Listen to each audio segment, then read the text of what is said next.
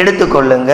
ஆதியாகமம் 3வது அதிகாரம் அதனுடைய 9வது வசனம். ஆதியாகமம் 3:9.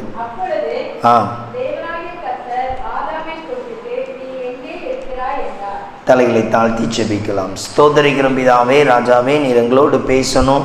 அப்பாவுடைய கரங்கள் எங்கள் மத்தியில் வெளிப்படணும். ஆண்டவரே, நீர் இன்னைக்கு கொடுத்த வார்த்தையின்படி எங்களோடு இடைபடும்படியாக உம்முடைய சத்தம் எங்கள் மத்தியில் துணிக்கப்படும்படியாய் செபிக்கிறோம். ஆண்டவருடைய பலன் எங்களை இன்னும் நிரப்பும்படி ஒப்பு கொடுக்கிறோம். இயேசுவின் நாமத்தில் பிதாவே, ஆமென். இன்றைக்கு ஆண்டவர் நமக்கு கொடுத்திருக்கிற வார்த்தை, நீ எங்கே இருக்கிறாய், நீ எங்கே இருக்கிறாய். இந்த வார்த்தை யாரை குறித்து இல்லை, யாரை கூப்பிட்டார் அப்படின்னா ஆதாம். தேவன் முதலாவது உருவாக்கின மனிதன் ஆதாம். இந்த பூமியிலே தேவன் தமது சாயலாய் தெரிந்து கொண்டு உருவாக்கின மனிதன் ஆதாம். இந்த ஆதாமை உருவாக்கிட்டு தேவன் அநேக ரூல்ஸுகள், அநேக சட்டங்கள், அநேக திட்டங்களை கொடுத்தாலும் ஆதாம் தவறு செய்யும் பொழுது, ஆதாம் மீறி நடக்கும் பொழுது ஆதாமை கர்த்தர் தேடுகிறார். இல்லை, ஒரு தவறு செய்யும் பொழுது நம்மை கர்த்தர் தேடுகிற நிலைமைக்கு போவோம். அதற்கு பேர் தான் தவறு. எப்பொழுது நாம் ஆண்டவருடைய கண்ணை விட்டு, இல்லை ஆண்டவருடைய பார்வை விட்டு, ஆண்டவருடைய பிரசன்னத்தின் மகிமை விட்டு தூரம் போகிறோமோ அப்பெல்லாம் என்ன நடக்கும் அப்படின்னா தேவனை விட்டு தள்ளி போயிடுவோம், இல்லை தேவனை மறந்தவர்களாய் காணப்படுவோம். இப்படிப்பட்ட ஒரு காட்சி தான் இந்த இடத்துல வைக்கப்பட்டிருக்கு. ஆதாமுக்கு ஒரு 3 கட்டளை இருக்கிறது. 3 கட்டளை, இதை குறித்து தான் பார்த்து நம்ம என்ன பண்ண போகிறோம், தெரிந்து கொள்ள போகிறோம். 3 விதமான காரியங்கள். இந்த 3 விதமான காரியங்களில் எங்கே ஆதாம் விழுந்தார், இல்லை எங்கே ஆதாம் தன்னுடைய செய்கைகளை இழந்தார். எடுத்து வாசிங்க. ஆதியாகமம் 1வது அதிகாரம் 26வது வசனம்.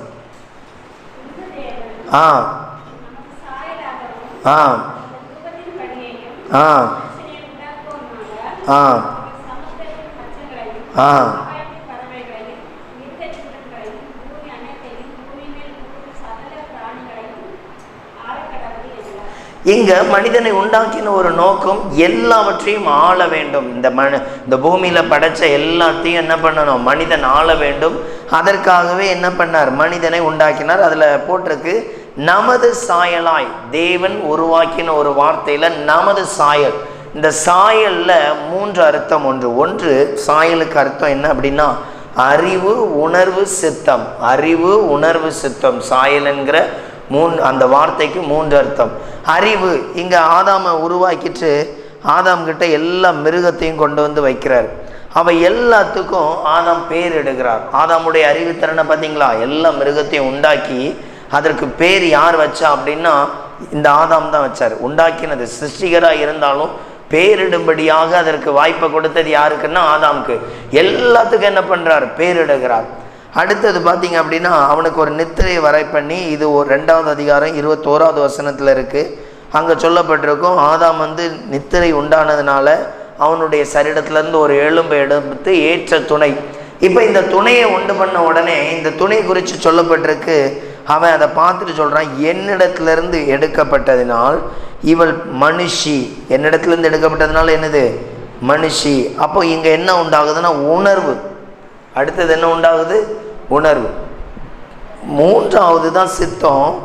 இந்த இடத்துல இருக்க எல்லாத்தையும் நீ என்ன பண்ணலாம், அனுபவிக்கலாம். ஆனால் இந்த மரத்தில் இருக்க கனியை மட்டும் நீ என்ன பண்ணக்கூடாது, சாப்பிடக்கூடாது. அந்த சாப்பிட்ற நாளில் நீ சாகவே சாவாய். நன்றாய் கவனித்து கொள்ளணும். சாப்பிட்ட உடனே 2 பேரும் சாகவே இல்லை. பட் தேவனிடத்திலிருந்து பிரிவுக்கு பேர் டெத். தேவனிடத்திலிருந்து என்னது, பிரிவு. இந்த பிரிவுக்கு பேர் தான் டெத். புரியுதா உங்களுக்கு? இப்போ எப்போ ஒரு மனிதன் வாழ முடியல அப்படின்னு சொல்கிறோம் அப்படின்னா நல்ல கவனிங்க.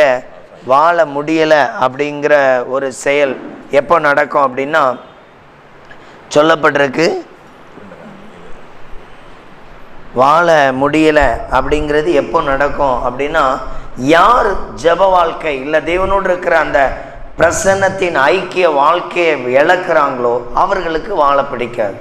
நம்ம நல்ல வளர்ச்சியில் இருக்கிறோம், நல்ல ஜெபத்தில் இருக்கிறோம், தேவனுக்கு அதிக நேரம் கொடுக்குறோம். இப்படி வாழ்ந்துட்டு ஒரு மனிதன் அந்த நேரத்தை இழக்கும் பொழுது அவனுக்கு என்ன முடியாது, வாழ பிடிக்காது. காரணம் என்ன அப்படின்னா அவனுடைய செய்கை இல்லை அவனுடைய நடக்கையை பார்த்தீங்க அப்படின்னா அவன் தேவனுக்குள்ள இருக்கிற வரைக்கும் வழிகாட்டுறவர், அவனுக்கு வழிகாட்டுவார். இதை செய், இதை செய்யாத, இங்கே பேசு, இங்கே பேசாத, இப்படி இரு, இங்கே போகாதங்கிற ஆலோசனை கொடுக்கப்படும். ஒருவேளை ஒரு மனிதன் தேவனிடத்தில் இருக்கிற அந்த நேரத்தை குறைத்து விட்டால் இந்த ஆலோசனை குறைந்துவிடும், அவரிடத்திலிருந்து பெறக்கூடிய வார்த்தை குறைந்துவிடும். அப்போ இப்படி இருக்கும் பொழுது அவனுக்கு என்ன பண்ணணும்னா, என்ன ஆண்டவரே வாழ்க்கை, என்னால் என்ன பண்ண முடியல, வாழ முடியல, செய்ய முடியல, நடக்க முடியல. அப்போ இந்த ஆதாம் எப்பொழுது பயந்து தேவ சத்தத்துக்கு ஒளிரான்னா, அங்கே அவன் எதில் கோட்டை விட்டான் அப்படின்னா, எதில் கோட்டை விட்டான்? சித்தம். இன்னைக்கு ஜெபிக்கிறது தேவனுக்கு சித்தம். ஜெபிக்கிறது என்னது? தேவனுக்கு சித்தம். நீங்க ஜெபிக்கிறது உங்களுக்கு ஆசீர்வாதம். இதுல தான் நம்ம என்ன பண்ணிடுறோம்? குறைந்து போகிறோம். கர்த்தரோட நேரம் அதிகமா செலவிடணும், அது தேவனுடைய சித்தம். அதுல தான் நம்ம என்ன பண்றோம்? குறைந்து போகிறோம். அப்ப கவனித்து கொள்ளுங்க, நம்மை தேவன் தெரிந்து கொண்ட நோக்கம், நம்மை உருவாக்கினதற்கு ஒரு சித்தம் உண்டு. அதுல இங்க சொல்லப்பட்டிருக்கு சாகவே சாவாய் பிரிவு. அந்த பிரிவுக்கு பேர் தான் என்னது? சாகவே சாவாய். அவன் மாம்சத்துல சாகல, தங்களுடைய ஆவிக்குரிய வாழ்க்கையில தேவ உறவை என்ன பண்ணிட்டான்? இவன் இழந்து விட்டான். அப்ப நல்லா கவனிச்சு பாருங்க, ஆண்டவரோடு பேசினா, ஆண்டவரோடு பழகின இந்த உறவு இங்க ஆதாமுக்கு என்ன பண்ணல? இல்ல. அவர் கேட்கிறார் என்னாச்சு அப்படின்னு. உடனே அவன் சொல்றான் அந்த வார்த்தையை கவனிக்கணும், நான் நிர்வாணியா இருக்கிறேன், அதனால உனக்கு இதை காண்பித்தது யார்? நீ செய்யக்கூடாதுங்கிறத நான் என்ன பண்ணிட்டேன்? செஞ்சிட்டேன். அப்ப இன்னைக்கு இதுல இருக்கிற உங்களை நீங்க கவனித்து பாருங்க, எப்பொழுது எனக்குள்ள போராட்டம் வருகிறது, எப்பொழுது எனக்கு பிரச்சனை வருகிறது, எப்பொழுது நான் வேதனைப்படுகிறேன், எப்பொழுது நான் துக்கப்படுகிறேன்னா, எங்க தேவனுக்கு பிரியமில்லாததை நாம் செய்ய தொடங்குறோமோ அப்பொழுது நமக்கு பிரச்சனை வருது, அப்பொழுது நமக்கு போராட்டம் வருது. இன்னைக்கு நம்மளுடைய வாழ்க்கையில சொல்றோம், ஆண்டவர் இன்னும் எனக்கு அற்புதம் செய்யணும், இந்த காரியத்துல எனக்கு போராட்டம் இருக்கு, இந்த காரியத்துல நெருக்கம் இருக்கு. தேவன் அற்புதம் செய்கிறதுல ஒரு நாளும் குறைந்து போகிறவர் அல்ல. ஆனாலும் எனக்கும் தேவனுக்கு இருக்கிற உறவு குறையும் பொழுது அற்புதம் நடக்கிறதில்ல, அங்க நன்மையை பார்க்கறதில்ல. அங்க சொல்லப்பட்டிருக்கு, நீ எங்கே இருக்கிறாய்? தேவன் தேடுகிற அளவுக்கு அவன் ஒளிந்து போகவில்லை, ஆகிலும் முகமுகமாய் பார்த்து பேசுகிற அந்த உறவுல அவன் என்ன பண்ணிட்டான்? ஒளிந்து கொண்டான். ஏன்னா ஆண்டவருக்கு தெரியும், ஆண்டவருக்கு எப்பவுமே தெரியும். ஆண்டவருக்கு சொல்றாரு, பைபிள்ல சொல்லப்பட்டிருக்கு, உன் தலையில இருக்கிற ஒரு முடி விழுந்தாலும் என் மறைவா என்ன பண்றதில்ல? விழுறதில்லை. அப்போ நம்முடைய கஷ்டங்கள் தெரியும், நம்முடைய பிரயாணங்கள் தெரியும், நம்முடைய தேவைகள் தெரியும், நாம் தூங்கி கொண்டிருக்கிற நேரம் தெரியும், நாம் எழுந்திருக்கிற நேரம் தெரியும், எல்லாம் இயேசுவுக்கு தெரியும். அப்போ ஏன் நமக்கு மாற்றம் செய்யவில்லை என்றால், நாம் அவருக்கு மறைவாய் என்ன பண்ணி கொண்டிருக்கிறோம்? ஓடிக்கொண்டிருக்கிறோம். அவருக்கு மறைவாய் என்ன பண்றோம்? சென்று கொண்டிருக்கிறோம். அதனாலேயே நம்ம வாழ்க்கையில என்ன உண்டாகிறதில்ல? அற்புதம் உண்டாகிறதில்ல, நமக்கு நன்மை நடக்கிறதில்ல. அப்போ நம்ம எப்படிப்பட்ட வாழ்க்கையை நாம் பிரயாசப்பட வேண்டும், எப்படிப்பட்ட காரியங்கள் இருக்க வேண்டும். இந்த ஆதாமுக்கு கட்டளை கொடுத்தார், இந்த ஆதாமுக்கு ஒரு ரூல்ஸை கொடுத்தார், இந்த ஆதாமுக்கு ஒரே ஒரு காரியம், இதை மட்டும்தான் என்ன பண்ணக்கூடாது? செய்யக்கூடாது.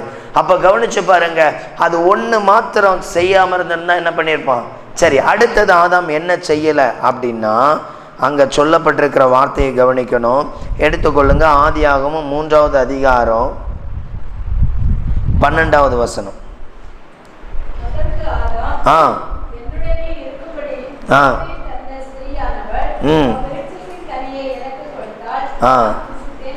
இங்க நல்லா கவனிங்க, நீ நிர்வாணின்னு உனக்கு யாரு? நான் புசி கூட சொன்னேன்ல. அப்போ அவங்க தப்பு பண்ணிட்டோன்னு தெரியும், அவன் அங்க கேட்காத அடுத்த பாவம் மன்னிப்பு கேட்கல. என்ன கேட்கல? அவன் ஆண்டவரே குற்றப்படுத்துறான். நீர் தந்ததுனால தான் என்ன உண்டாயிடுச்சு? இங்கே ஒரு வீழ்ச்சியே உண்டாயிடுச்சு. நீர் தந்ததுனால தான் என்னது? வீழ்ச்சி. இன்னைக்கு நம்ம நிறைய வேலைகள்ல மன்னிப்பு கேட்காத ஒரு குறையினால் ஆசீர்வாதம் நடக்கிறதில்ல. மன்னிப்பு கேட்காதனால அநேக வேலைகள்ல பாருங்க, நம்ம தெய்வ சமூகத்துல நம்ம குறைகளை அறிக்கையிட்டு நம்மை தாழ்த்தும் பொழுது, ஆண்டவரே இதுல நான் விலகினவான், இதுல எனக்கு அற்புதம் செய்யுங்க, இந்த காரியத்துல என்னால ஜெயிக்க முடியல, இப்படி நீங்க சரண்டர் பண்ணி பண்ணி ஜெபம் பண்ணி பாருங்க, உங்க வாழ்க்கையில நிறைய இடங்கள்ல ஆண்டவர் என்ன பண்ணுவாரு? உதவி செய்வார். ஏன்னா நல்லா கவனிக்கணும், 15 வயசு பையன் ஸ்கூலுக்கு போயிட்டு அரை மணி நேரம் லேட்டானா கண்டுக்க மாட்டாங்க. அதே இது ஒரு 3 வயது குழந்தை 10 செகண்ட் வீட்டுக்குள்ள இருக்கிற அந்த பிள்ளை சத்தம் குறைஞ்சிட்டுன்னா தேடுவாங்க, என்ன சத்தத்தை காணுமே, ஏன்? அது குழந்தை, அதுக்கு எதுவுமே தெரியாது. எந்த நபர் தேவ சமூகத்துல தன்னை தாழ்த்தி, ஆண்டவரே நானும் உம்முடைய பார்வையில குழந்தை தான், இந்த இடத்துல வாழ்றதுக்கு என் குடும்பத்தை நடத்தக்கூடிய ஞானம் ஆசீர்வாதம் நீங்க எனக்கு தாங்க ஆண்டவரே, இப்படி ஒருவன் தாழ்த்தும் பொழுது அவனுக்கு சகலமும் நன்மைக்கு எதுவா என்ன பண்ணுது? நடக்குது. அல்லேலூயா சொல்லுங்க. அப்போ தேவன் நம்மை நேசிக்கிறவர், தேவன் நமக்கு அற்புதம் செய்கிறவர், தேவன் நம்மை பலப்படுத்துகிறவர். எங்க நாம் அவருடைய சமூகத்துல தாழ்த்தும் பொழுது அங்க என்ன உண்டாகுது? ஆசீர்வாதம் உண்டாகுது. அதனாலதான் அந்த இடத்துல சொல்லப்பட்டிருக்கு, அவன் எப்படி சொன்னான்னா, நீர் கொடுத்த அந்த ஸ்திரீ தான் என்ன ஆயிற்று? இப்படி பண்ணிட்டா. அவட்ட போனா சர்ப்பம் என்ன பண்ணிட்டு வஞ்சித்துட்டு. அப்போ கடைசி வரைக்கும் என்ன சொல்றாங்க? நாங்க யாரும் குற்றம் பண்ணவே இல்லை. அப்போ நம்மள இன்னைக்கும் நம்ம வாழ்க்கையில நம்ம பல வேளைகள்ல தாழ்த்தாத குறை உண்டு. ஒரு போராட்டம் வருது, ஒரு நெருக்கம் வருது அப்படின்னா அதை மேற்கொள்ளக்கூடிய பலனையும் அதில் தப்பிக்கொள்ளுகிற வழிகளையும் தேவன் தருவார்.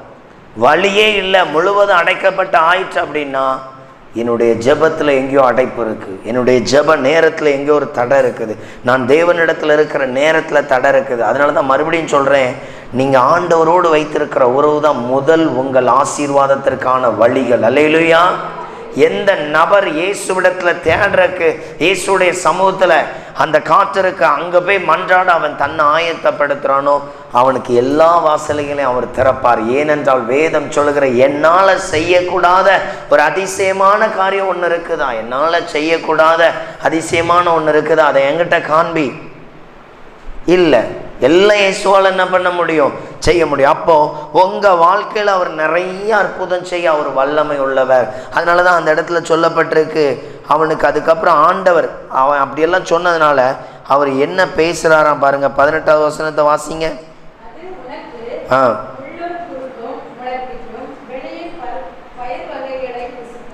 இதுவரையிலும் அவனுக்கு சாபங்கிற வார்த்தையை கொடுத்ததில்லை, அவனுக்கு வச்சிருக்கிறது எல்லாமே நன்மை. இப்போ தான் அங்கே ஒரு பனிஷ்மெண்ட் வருது. அது உனக்கு என்ன பண்ணும்? பூமி முள்ள என்ன பண்ணும்? உன் நடுவில் முளைக்க பண்ணும். அது உனக்கு கொஞ்சம் வேதனையாக இருக்கும், அது உனக்கு பாடாக இருக்கும். இதுவரையிலும் தடையில்லாத வாழ்க்கையில் கடந்து போனேன், இப்போ முள்ளெல்லாம் எடுத்து நடக்கணுங்கிற ஒரு சூழ்நிலைக்கு என்ன பண்ணிட்ட? வந்துட்ட. அதனால தான் தடையில்லாத வாழ்க்கை, தேவனோடு இருக்கும் பொழுது அவனுக்கு தடையில்லாத வாழ்க்கை. அவன் பிரயாணங்களில் தேவன் தம்முடைய தூதர்களை கட்டளையிடுகிறார், அவன் பாதம் கல்லிடாதபடிக்கு. ஒரு மனிதன் தேவனை தேடுகிற மறக்கும் பொழுது அவன் இடறுகிறான், அவன் விழுந்து போகிறான். வேதம் சொல்லுகிறது, சங்கீதம் 119 165 சொல்லப்பட்டிருக்கு, கர்த்தர் அதாவது வேதத்தை நேசிக்கிறவர்களுக்கு மிகுந்த சமாதானம் உண்டு, அவர்களுக்கு இடரல் இல்லை. அப்போ அந்த இடரல் எங்கே வருது அப்படின்னா, நாம் தேவ வார்த்தைகளுக்குள்ளே அடங்கி வாழாத போது இடரல் உண்டாகிறது, வேதனை உண்டாகிறது. இங்கேயும் அப்படிதான் சொல்லப்பட்டிருக்கு. எப்போ இந்த வேதனை வந்துச்சு அப்படின்னா அவன் கர்த்தரோடு என்ன பண்ணலை? சரியாய் நிற்கலை. இன்னைக்கு கவனித்து பாருங்க, ஆதாம போல ஏதாவது குறை இருக்குதா? ஆதாம போல ஏதாவது ஒரு பகுதியில் இன்னும் நம்ம குறைவுள்ளவர்களாக காணப்படுறோமா? ஆண்டவருடைய சமூகத்தில் அறிக்கையிடுங்க. மறுபடியும் சொல்கிறேன், நம்மை மன்னிக்க அவர் இரக்கம் உள்ளவர், நமக்கு மீட்பை தர அவர் அன்புள்ளவர், நம்முடைய வாழ்க்கை உயர்த்த அவர் சர்வ வல்லமை உள்ள ராஜா, அவர் சர்வ வல்லமை உள்ள ராஜா. அவரால் நம்மளை உயர்த்த முடியும், நம்மளை ஆசீர்வதிக்க முடியும். நம்முடைய குடும்பங்கள், நம்முடைய பிள்ளைகள், நம்முடைய வாழ்க்கையில் இருக்கிற தடைகள் ஒன்று எல்லாத்தையும் அவர் என்ன பண்ணுவார்? ஜெயம் பண்ணி மாற்றத்தை கொடுப்பார். நாம் எப்படிப்பட்டவர்களாக இருக்க வேண்டும்? தேவ சத்தத்திற்கு செவி கொடுக்கிறவர்களாய் தேவனிடத்தில். அதனாலதான் மன்னிப்பு கேட்கறது அவ்வளோ பெரிய ஆசீர்வாதம். நம்ம மன்னிப்பு கேட்கும் பொழுது மாற்றத்தை பார்க்கிறோம். இன்னைக்கு நம்ம ஆண்டவருடைய சமூகத்தில் ஜெபிக்க வந்திருக்கிற நம்ம இன்னும் கூட யாரோ ஒரு ஆள்கிட்ட பேசாமல் இருப்போம்.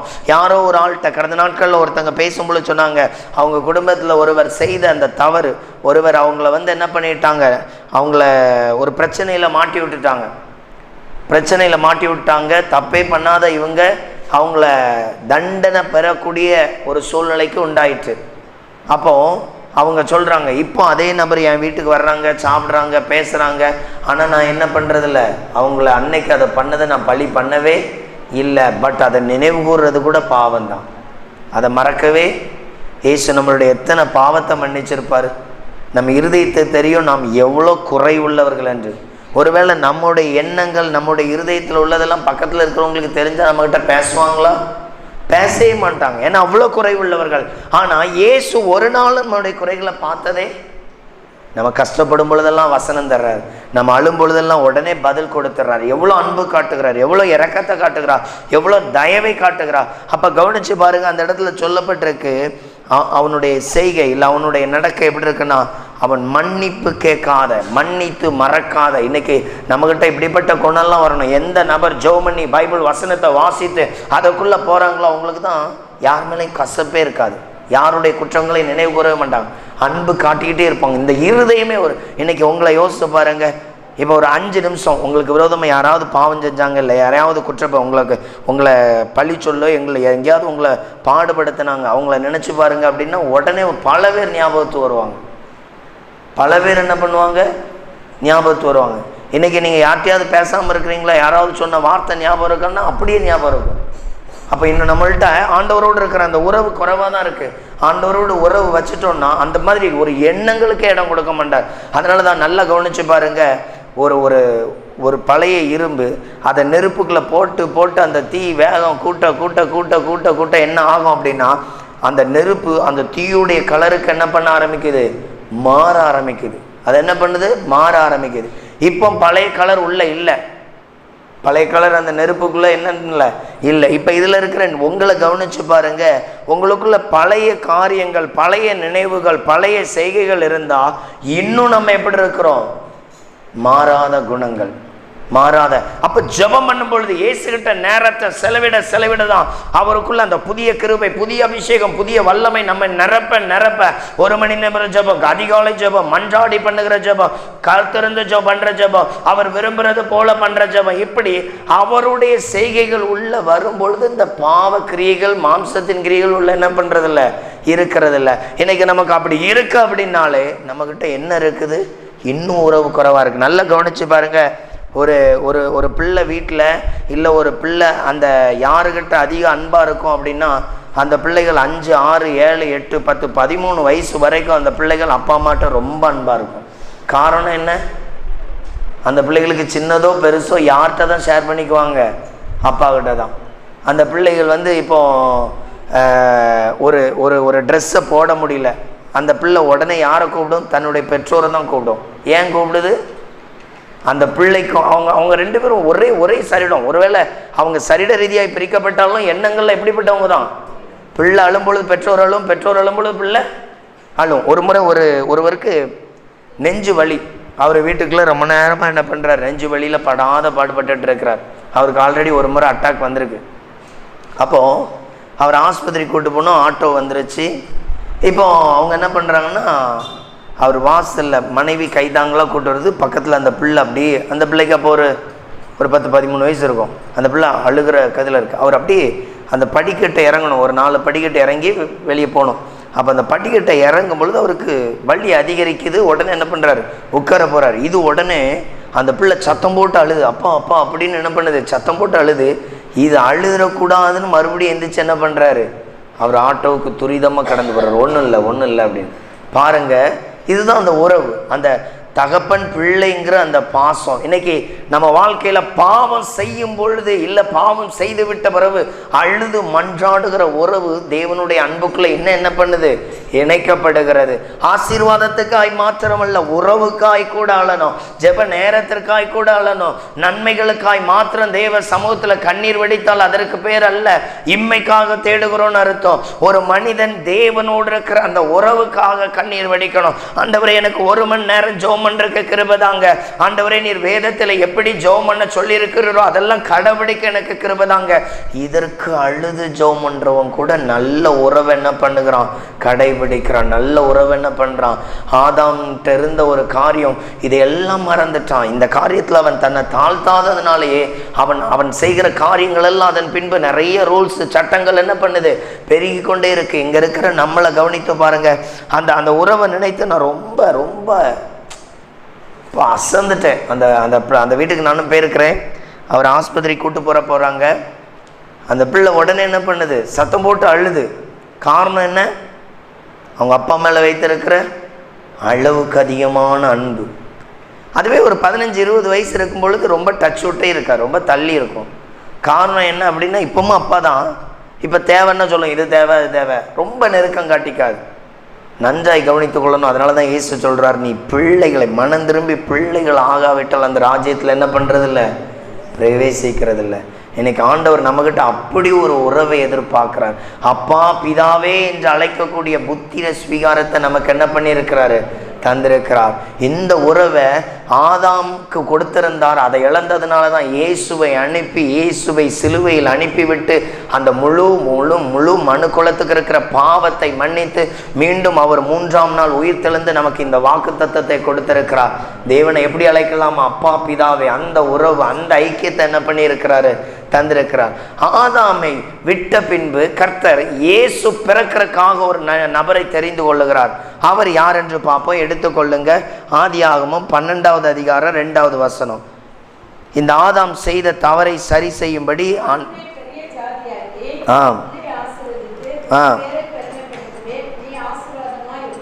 1வது வசனம் 1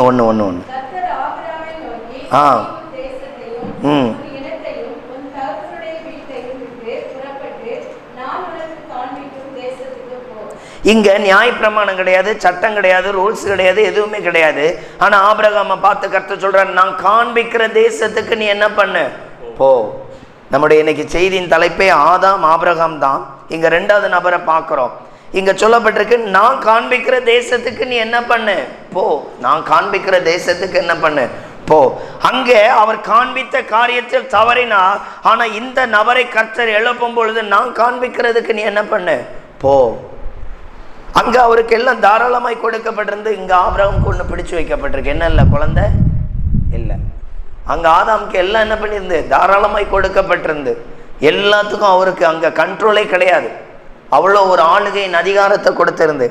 இங்க ஆபிரகாமுக்கு ஒரு பிடிப்பு இருக்கு. என்ன இருக்கு அப்படின்னா, ஆபிரகாம் தன்னுடைய வாழ்க்கையில குழந்தை இல்லாதவனாய் காணப்படுறான். அவனுக்குள்ள என்ன இருக்கு? ஒரு வருத்தம் ஓடிக்கிட்டே இருக்கு. அவனுக்குள்ளேயும் ஒரு கஷ்டம் ஓடிக்கிட்டே இருக்கு. பட் இந்த ஆபிரகாமைத்தான் சொல்றாரு, நான் காண்பிக்கிற தேசத்துக்கு நீ என்ன பண்ணு, போ. இன்னைக்கு நம்மளையும் பார்த்தா தான் சொல்றாரு, இந்த பரலோகம் என்கிற ஒரு வாழ்க்கைக்காக நித்தம் என்ன பண்ணுங்க, ஆயத்தப்படுங்க. அதை குறித்த வாஞ்சை, ரட்சிப்பை குறித்த தெளிவு, வேத வசனத்தை குறித்த ஒரு பாரம், இப்படிப்பட்ட ஒரு செய்கைக்கு உங்களை என்ன பண்ணுங்க, ஆயத்தப்படுத்துங்க. ஏன் அப்படி இருக்கணும்? ஏன் அப்படி வெளியே போ? ஏன் அப்படி செயல்படக்கூடாது? இல்லை நம்ம விரும்பினது போல செயல்படக்கூடாது அப்படிங்கிற ரூல்ஸ் எங்க என்ன சொல்லி, இப்படி தான் நீ இருக்கணும், இப்படி தான் இருக்கணும், நான் காண்பிக்கிறோம். ஏன்னா அப்போ ஏன் இந்த மாதிரி ஒரு கடுமையான ஒரு ரூல்ஸை கொடுத்துருக்கிறார் அப்படின்னா, ஆண்டவர் இயேசு கிறிஸ்து பிறக்கிறதுக்கு ஒரு தேசம் வேணும், ஒரு சந்ததி வேணும், ஒரு குடும்பம் வேணும். அதற்காக தெரிந்து கொள்ளப்பட்டவர் தான் ஆபிரகாம். அதற்காக தெரிந்து கொள்ளப்பட்டவர் தான் யாரு? ஆபிரகாம். பைபிளில் நீங்கள் எடுத்து வாசிக்கும் பொழுது ஒரு 4 நற்செய்தி நூலில் ஒரு நூலில் எப்படி வரும் தெரியுமா? ஆதாம்ல இருந்து வரும். இன்னொரு நூலில் யாருல இருந்து வரும் தெரியுமா? ஆபிரகாம்கிட்ட இருந்து வரும். இன்னொரு நூலில் எப்படி வரும்? ஆபிரகாம். இந்த ஆபிரகாம் அவ்வளோ விசேஷமான ஒரு நபர். இந்த ஆபிரகாம சிநேகிதன் என்று சொன்னார். தேவன்கிற ஒரு பயங்கர ஒரு உறவுல வித்தியாசம் இருந்துச்சு. நான் கடவுள், நான் கர்த்தர் இப்படிங்கிறதுல ஆபிரகாம்கிட்ட மட்டும் சொல்றார், இவன் என் ஃப்ரெண்ட் அப்பா. இவன் யாரு? என் ஃப்ரெண்டு. நான் உங்ககிட்ட செய்யறத மறைப்பேனோ அந்த அளவுக்கு ஆபிரகாம்கிட்ட இருக்கு உறவு. இன்றைக்கு அப்படிதான் ஆவியானவர் நமக்குள்ள என்ன பண்ணியிருக்கிறாரு, உள்ளே வச்சிருக்கிறாரு. அதனாலதான் யோவான் 15வது அதிகாரத்தில் சொல்றாரு, நான் உன்னை ஊழியக்காரன் சொல்றதில்ல, நான் எஜமான்னு உன்கிட்ட ரகசியம் பேசணும் இல்லை, நான் உன்னை என்ன சொல்றேன், சிநேகிதன். ஏசு அப்படி சொல்றார், நான் உன்னை எப்படி வச்சிருக்கிறேன், சிநேகிதன். உங்ககிட்ட அவ்வளோ ரகசியத்தை ஷேர் பண்ணுவேன், உன் காரியத்தை உனக்கு வெளிப்படுத்தி கொடுப்பேன், உன் காரியத்துல என் நன்மைகளை என்ன பண்ணுவேன், செய்வேன். இன்னைக்கு ஏசு அப்படிதான் நம்ம கிட்ட உறவு வச்சிருக்கிறார், சிநேகிதன். அப்ப கவனிச்சு பாருங்க, இங்க சொல்றாரு, நீ இந்த இடத்துல இருந்து வா, நான் உன்னை பெரிய ஜாதியாக்கி உன்னை என்ன பண்ணுவேன், ஆசீர்வதிப்பேன், நீ ஆசீர்வாதமா இருப்பாய். இன்னைக்கு நம்ம வாழ்க்கையில அப்படிதான் ஆண்டவர் வச்சிருக்கிறார், ஆசீர்வாதமாய். இன்னைக்கு நம்ம எப்படி இருக்கிறோம்? இந்த ஆதாமை போல தள்ளி இருக்கிறோமா? இந்த ஆதாமை போல பிரிந்து கிடக்கிறோமா? இந்த ஆதாமை போல விரிசல் விட்ட வாழ்க்கையில் இருக்கிறோமா? உங்க உறவை சரி செய்து கொள்ளுங்கள். ஆபிரகாமை போல இணைந்து வாழ ஆயத்தப்படுங்கள். ஆபிரகாமை போல நல்ல ஐக்கியம் வைத்துக் கொள்ளுங்கள். ஆபிரகாமை போல, ஆபிரகாமை குறித்து சொல்லப்பட்டிருக்கு, அவரும் இவரும் பேசிட்டு எழுந்து போனாங்க, தேவன் எழுந்து போனார். அப்ப பாருங்க எந்த அளவுக்கு உறவு இருந்திருக்கு பாருங்க, எந்த அளவுக்கு ஐக்கியம் இருந்திருக்கு பாருங்க. தேவனுடைய வார்த்தையை அவன் நம்பினது அவனுக்கு எப்படி இருந்துச்சான் அப்படின்னா, ஆதியாகமம் 15வது அதிகாரம் 6வது வசனத்தை வாசிங்க.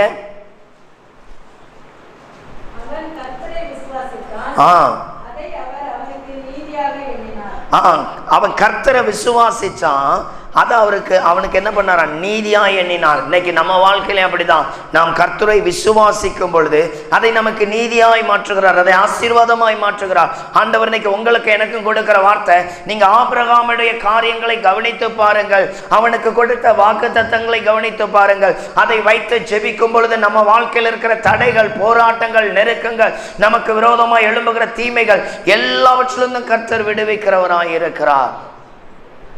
ஆதாம் சித்தம் செய்வதில் தவறிவிட்டான். ஆபிரகாமோ தேவன் கொடுத்த காரியங்களில் எப்படி இருந்தாரு?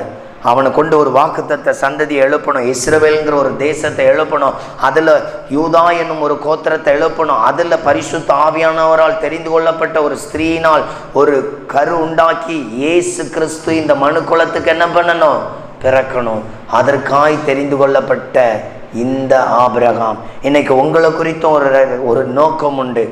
உங்களை குறித்து அநேக ஆத்துமாக்களை ரட்சிப்பில் நடத்த வேண்டும், உங்களை குறித்து திறப்பில் வைத்து ஜெபிக்க வேண்டும், உங்களை கொண்டு அநேக ஜனங்களுக்கு ஆசீர்வாதத்தை வெளிப்படுத்த வேண்டும். இப்படிப்பட்ட ஒரு நோக்கம் உண்டு.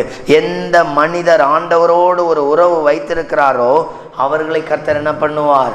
ஆசீர்வதிப்பார். அவர்களுடைய செய்கை, அவர்களுடைய ஒவ்வொரு காரியங்கள், அதை வேதாகம் எப்படி சொல்லுது பாருங்க. ஆதியாகமம் 15வது அதிகாரம் 5வது வசனத்தை வாசிங்க. ஆம் ஆம் ஆம் ஆம்.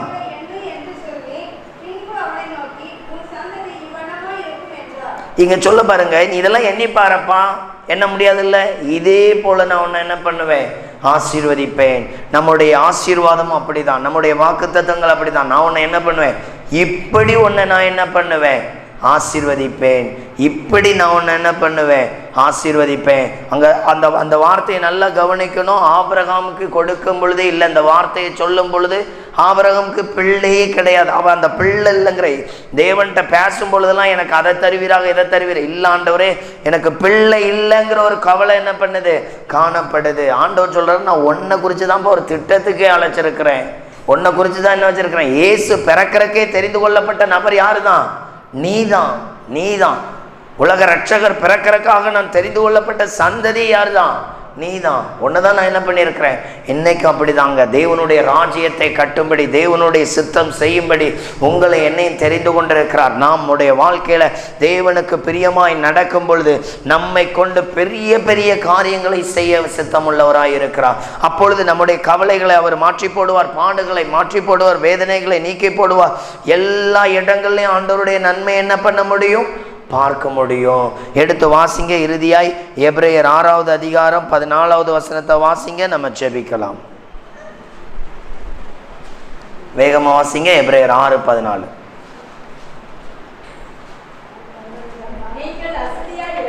எபிரேயர் 6:14.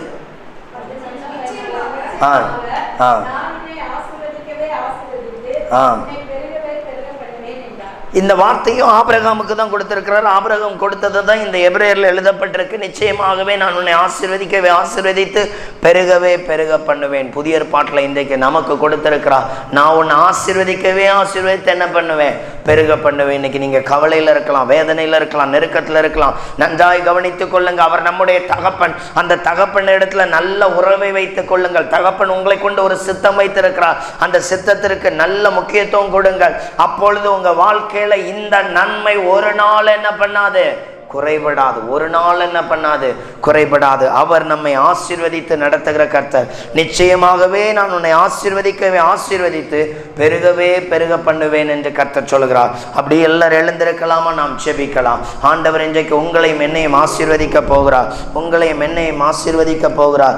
எல்லாரும் அப்படியே எழுந்திருங்க. ஒரு 5 நிமிடம் அப்படியே ஜெபிக்க போகிறோம். ஆண்டவரை நோக்கி பார்க்க போறோம். வேதம் சொல்லுகிறது, அவரை நோக்கி பார்த்த முகங்கள் வெட்கப்பட்டு போவதில்லை.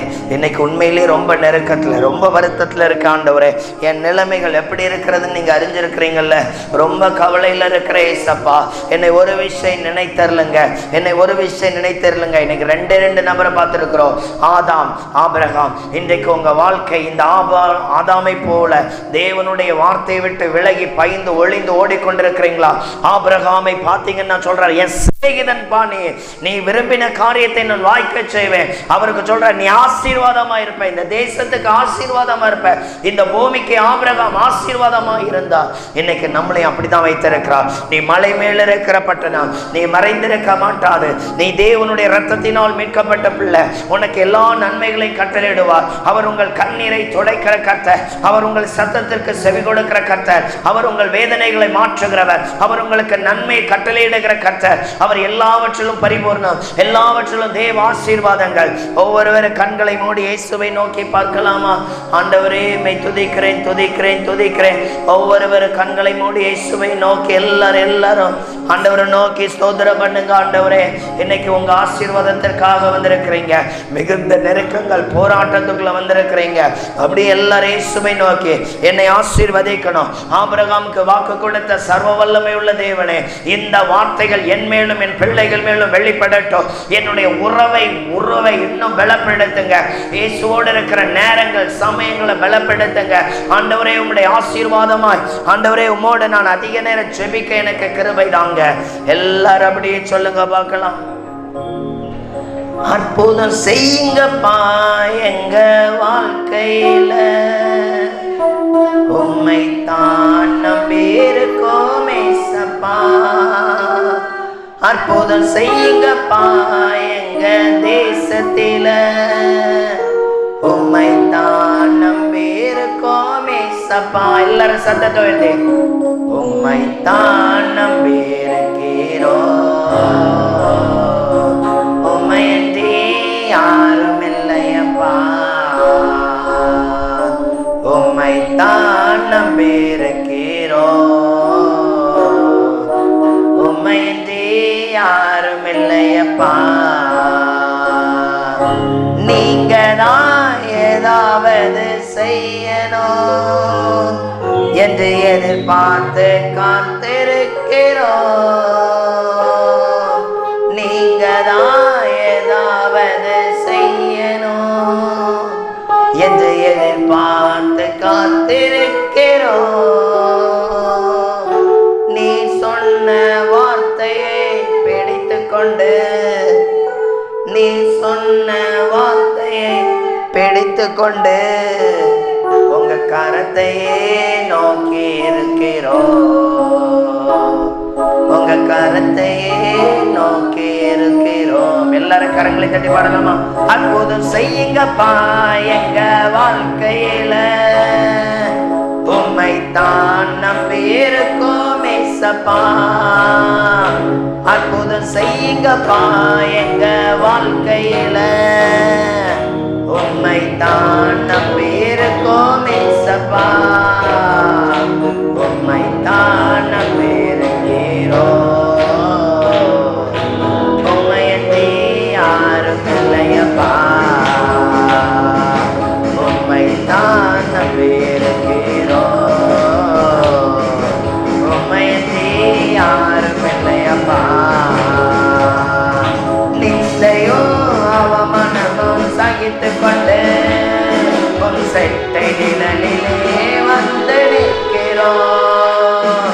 நிந்தையும் அவமானமும் சகித்துக் கொண்டு செட்டை நிழலிலே வந்து நிற்கிறோம்.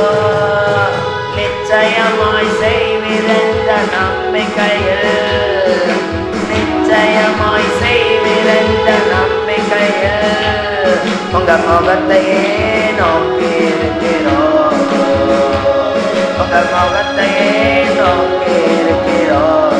அற்புதம் செய்யுங்கப்பா, அற்புதம் செய்யுங்கப்பா எங்க வாழ்க்கையில, என்னை தான் நம்பி இருக்கோம் ஏசப்பா. அற்புதம் செய்யுங்கப்பா எங்க வாழ்க்கையில, உம்மை தான் நம்பி இருக்கோம் ஏசப்பா. உம்மை தான் நம்பி இருக்கிறோம், உம்மையன்றி யாரும் இல்லையப்பா. உம்மை தான் நம்பி இருக்கிறோம், உம்மையன்றி யாரும் இல்லையப்பா. ஆண்டவருடைய கரங்களில் எங்கள் ஒவ்வொருவரையும் ஒப்புக் கொடுக்கிறோம். எங்களுடைய கஷ்டங்கள் நெருக்கங்கள் எல்லாம் உம்மிடத்துல சொல்லியிருக்கோம். ஆண்டவரே, நீர் எங்களை ஆசீர்வதிக்கும்படி, இந்த பிள்ளைகளுக்கு உமக்கு இருக்கிற நல்ல உறவு பலப்படும்படி ஒப்புக் கொடுக்கிறேன். கர்த்தர் அப்படியாய் ஆசீர்வதிப்பீராக. நன்மையும் கிருபையும் ஒவ்வொரு பிள்ளைகளை நிரப்பட்டும். ஆண்டவரோடு பேசும்படி, ஆண்டவரே நீர் என்னோடு பேச வேண்டும் என்று சோமனலாமா? நீங்க என்னோடு பேசுங்க ஏசப்பா, நீங்க என்னோடு பேசுங்க ஏசப்பா, நீங்க என்னோடு இடைபடுங்க ஏசப்பா. உங்க நன்மையினால உங்க கிருபையினால என்ன நிரப்புங்க. ஆண்டவருடைய இரக்கங்கள் வெளிப்படட்டும். இந்த நாள்லையும் இதோ ஒருவருடைய விளக்கு எரிகிற காற்றை பார்க்கிற ஆண்டவர் சொல்லுகிறார், மங்கி எரிகிற தீயை அணையாமல் அதை கர்த்தர் மகிமையாய் பற்ற எரிய பண்ணுகிறார். ஆண்டவர் சொல்லுகிறார், அந்த இழந்த ஜெபத்தை மீண்டும் உன் நடுவில் நான் கட்டளையிட்டிருக்கிறேன், மீண்டும் நான் கட்டளையிட்டிருக்கிறேன். அடுத்த ஒரு காரியத்தை பார்க்கிறேன். நீ வேதனையில் இருந்த உன் வேதனையை மாற்றும்படி என் பிரசன்னத்தின் கரம் எப்போதும் இருக்கும். அன்பு மகளே, உன்னை குறித்தே பேசுகிறார். மீகா 7:15 வார்த்தை உனக்கு தான் பெற்றுக்கொள். ஆண்டவர் சொல்லுகிறார், இனி நீ ஜெபம் பண்ணுகிற ஒவ்வொரு ஜெபத்திற்கும் நான் கிருபையை கட்டளையிட்டு என் நாமத்தினால் உன்னை ஆசீர்வதிப்பேன் என்று கர்த்தர் சொல்லுகிறார். ஆண்டவருடைய கரங்கள் வெளிப்படட்டும். இதோ உன்னை நல்ல ஜெபத்தில் நிலைநிறுத்தும்படி ஆண்டவரே ஒவ்வொரு பிள்ளைகளையும் நீர் ஆசீர்வதிக்கும்படி ஜெபிக்கிறோம். எல்லா பிள்ளைகள் மேலே இரத்தத்தை தெளிக்கிறோம். குடும்பங்கள், பிள்ளைகள் எல்லாம் ஆசீர்வதிக்கப்படட்டும். ஆண்டவருடைய மகிமையினால் பிள்ளைகள் நிரப்பப்படும்படியாய் ஒப்புக் கொடுக்கிறோம். கர்த்தர் இம்மையிலும் மறுமையிலும் பிள்ளைகளை ஆசீர்வதிக்கிற தேவ. பிள்ளைகள் எல்லாரையும் ஆசீர்வதிப்பீராக. அப்பத்தின் தண்ணீரை ஆசீர்வதிப்பீராக. குடும்பங்களை ஆசீர்வதிப்பீராக. சமாதானத்தினால் நிரப்புவீராக. ஆண்டவரே, எங்களையே தரை மட்டும் தாழ்த்துகிறோம். கர்த்தர் ஆபிரகாமை நினைவுகூர்ந்து ஆசீர்வதித்த தேவன், எங்களையும் கர்த்தர் ஆசீர்வதிக்கும்படியாய் ஜெபிக்கிறோம். தடைகள், பண நெருக்கங்கள் பிள்ளைகளை விட்டு வெளியேறட்டும். சோர்வின் போராட்டங்கள் வெளியேறட்டும். ஆண்டவரே, குடும்பங்கள்ல ராஜாவுடைய நன்மைகள் ஒரு குறைவில்லாமல் எல்லாரையும் ஆசீர்வதிக்கட்டும். பிள்ளைகள், குடும்பங்கள், பேர பிள்ளைகள், சிறு பிள்ளைகள் எல்லாரும் ஆசீர்வதிக்கப்படட்டும். உங்க நாமத்தில் ஒப்புக் கொடுக்கிறோம். நீ ஆசீர்வாதமாய் இருப்பாய். ஆபிரகாமின் நன்மைகள் பிள்ளைகள் எல்லாரையும் நிரப்பதற்கு நன்றி தாழ்த்துகிறோம். இந்த நாள் கூட்டத்தின் தொடக்கத்துல இருந்து முடிவு வரைந்த கர்த்தர் நம்மை நடத்தினதற்காய் ஸ்தோத்திரம் பண்ணுவோமா? இப்படி நல்ல தருணத்தை தந்ததற்காய் ஸ்தோத்திரம் பண்ணுவோமா? ஆர்ப்பரித்து துதிங்க. கர்த்தர் என் பாரத்தை ஏற்றுக்கொண்டிருக்கிறார். இனி என்னை தள்ளாதபடி, நான் தள்ளாடி விழாதபடி கர்த்தர் என்னை நடத்துவார். ஆண்டவரே, உமக்கு ஸ்தோத்திரம். தாழ்த்துகிறோம் இயேசுவின் நாமத்தில் பிதாவே, ஆமென்.